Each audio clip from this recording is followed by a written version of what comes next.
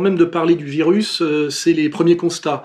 Alors tout le monde, quand je regarde tout ce qui circule sur Internet, tout le monde a à peu près dit ce qu'il fallait penser globalement, mais par petits bouts. Ce que je vais essayer de faire, moi, c'est une synthèse, comme quand j'avais fait ma première allocution sur les gilets jaunes, je ne sais pas si vous vous en rappelez, j'avais essayé de prendre la totalité de la question à bras-le-corps, et d'ailleurs, si vous vérifiez avec le recul, je ne m'étais pas trompé de beaucoup.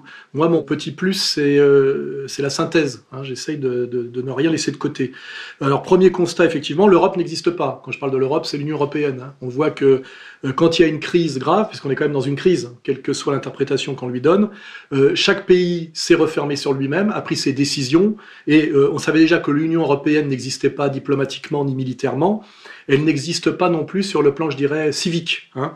C'est une bonne chose de le découvrir, puisque qu'est-ce qui reste de l'Union européenne, en fait? Des contraintes budgétaires, qui sont, on va le dire, notamment à l'origine de la destruction de l'hôpital public, qui est un des gros problèmes qu'on vit actuellement, et puis une monnaie surévaluée, qui est un Deutschmark habillé en euros, qui pénalise toutes les économies nationales au sein de l'Union européenne, sauf les Allemands, mais les Allemands se retrouvant avec que des débiteurs insolvables. Donc à un moment donné, on n'a finalement aucun avantage à l'Union européenne, à part une toute petite oligarchie dont on voit de plus en plus qu'elle est, comment dirais-je, prédatrice, au-delà même d'être, je dirais, parasitaire. Et puis après, bon, on abordera peut-être un sujet un peu plus dangereux sur une certaine densité communautaire. Hein.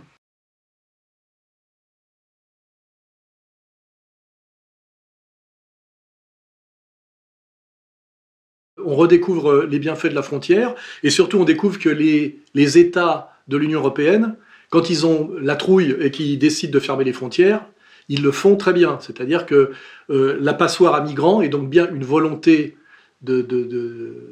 on va dire de pourrissement des peuples et de pourrissement de la situation sociale par ce que certains appellent le grand remplacement, et que moi je préfère plus justement appeler le grand métissage, hein, et qui produit, on l'a déjà dit 10 fois, du chaos horizontal.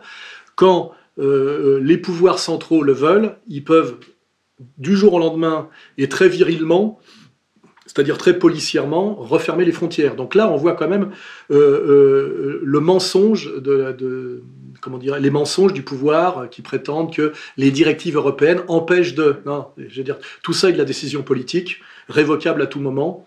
Donc, je dirais que l'Union européenne, hein, cette Europe antinationale, est à poil en ce moment, grâce au moins au virus. C'est un des bénéfices de cette période. Hein. Il y a des types qui ont du mal en ce moment à se positionner. Le petit Glucksmann qui nous disait qu'il fallait absolument accueillir tous les migrants du monde. Hein. Là, ce qu'il dit, c'est cette situation actuelle vous fait découvrir ce que c'est que d'être un migrant. Bah, on s'en fout. Je veux dire, d'abord, on n'est pas des migrants, on est des natifs, des nationaux. Et c'est plutôt cette situation actuelle nous fait plutôt découvrir quel est l'intérêt du nomade parasite et du nomade prédateur, et que c'est radicalement pas celui du sédentaire producteur. Et c'est ça que la situation actuelle exacerbe, hein, cet antagonisme. Voilà. Alors après, je rappelle qu'on est 99% de sédentaires producteurs, et que lui représente 1% de nomades parasites, et il représente même dans ces 1% les nomades parasites du haut, qui manipulent les nomades parasites du bas, qui vivent aussi, il faut le dire, une extrême souffrance. Hein.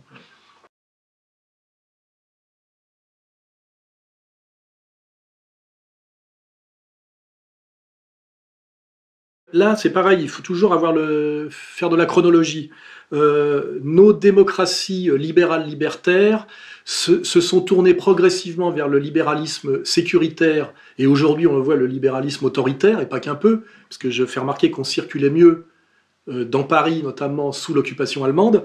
On peut rappeler les 3 temps. Le premier temps, ça a été quand même le 11 septembre, et cette espèce de fable du terrorisme islamique. Il y a toujours, c'est pareil, il y a une réalité, et puis l'interprétation catastrophiste qui en est faite, et puis aussi les manipulations. On voit vraiment qu'il y a un rapport très profond, et ça résonne avec État profond, entre le coronavirus et le terrorisme islamique. Et si je veux le faire en 3 temps, on a eu le 11 septembre, le terrorisme islamique qui a justifié du Patriot Act, et même du Patriot Act à la française. Deuxième étape, pour monter encore dans l'état, enfin dans l'autoritarisme, on a eu le réchauffement climatique, avec là le baratin, il faut sauver la planète, et devant le salut de la planète, tout s'efface. Hein. Et le troisième stade, on y est, c'est maintenant, il faut sauver l'humanité.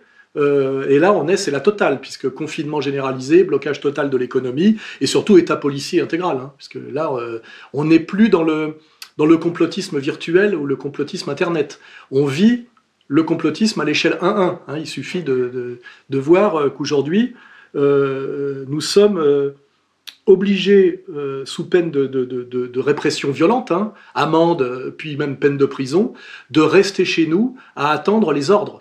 Tout ça est l'accomplissement du scénario que j'ai bien énoncé dans Comprendre l'Empire. Je rappelle, j'ai sorti en 2011, dont le sous-titre est « Demain, la gouvernance globale, on y est » ou « La révolte des nations ». On n'y est pas, mais ça va venir, à mon avis, si le confinement forcé se prolonge comme ils le prétendent. Et je rappelle que les gens aujourd'hui vivent dans des petits appartements, beaucoup de familles monoparentales, des enfants très très mal éduqués d'un point de vue de la discipline, ce qui veut dire que déjà au bout d'une semaine, il y a quand même des tensions, puisque les gosses ont besoin de sortir et de s'amuser, les gens qui sont contraints au télétravail dans des petites surfaces avec des gosses qui hurlent à côté, ils pètent les plombs, les engueulades de couple forcément, les problèmes aussi quand on va se ravitailler de risquer de se faire emmerder, soit par les flics, ce qui est insupportable, hein, soit par un connard, en général c'est une connasse qui vous fait remarquer que vous n'avez pas bien mis le masque ou vous ne respectez pas la distance d'1,50 m. Ils imposent de prolonger le confinement à je ne sais pas combien, 45 jours, on va avoir des émeutes, et pas que des émeutes en banlieue, parce que là aussi, il faudra parler quand même d'un traitement au nom de l'égalité républicaine qui est complètement absurde, c'est de traiter de la même manière les centres urbains, les banlieues et les campagnes. Hein. Il est évident que le confinement ne se justifie pas du tout dans les campagnes françaises compte tenu du nombre d'habitants au kilomètre carré. D'ailleurs, je ne sais pas comment ils font pour surveiller le mec qui va se promener avec son chien, le fermier qui va se promener avec son chien dans des zones désertifiées par l'exode rural. En banlieue, effectivement, il y a des tensions ethniques, des tensions sociales qui font que ces populations, c'est vérifiable, hein, c'est pas la peine de faire du politiquement correct, ont beaucoup plus de mal à obéir aux injonctions d'État.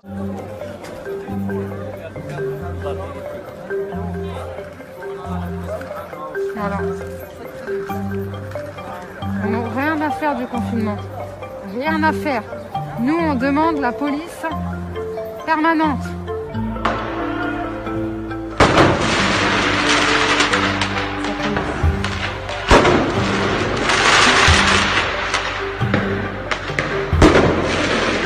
Hein, donc on voit qu'ils ne vont pas se tenir tranquilles aussi facilement. Et puis donc il reste après on va dire les centres urbains. Alors après c'est toujours pareil. Dans les quartiers bourgeois, il n'y a pas besoin de beaucoup de présence policière. Et puis à mon avis, il y a beaucoup de dérogations. On a déjà vu que Zemmour, lui, se baladait assez facilement. En fait, on est un peu dans une situation, je dirais, Anne Frank inversée. Hein.